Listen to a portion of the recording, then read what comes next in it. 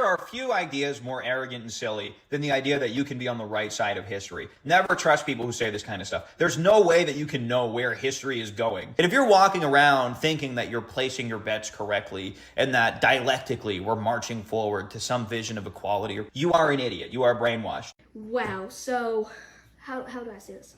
You're right, we cannot predict the future. However, we can try to steer ourselves in the right direction. How do we do that? In World War II, the German dictator executed millions of Jews, and he also had allies. So Germany and their allies were called the Axis powers. America and our allies were called the Allied powers. Okay. The Allies fought in order to end this reign of terror that he put upon Europe.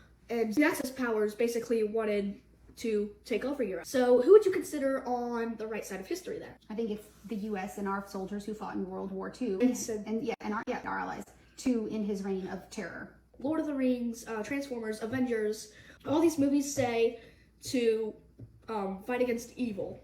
Would you consider Sam and Frodo on the right side, or the Sauron and his orcs? So you're saying being on the right side of history is doing the right thing? Yeah, doing the right thing and fighting for what's right. Yeah, like Hammurabi and his code. Mm-hmm.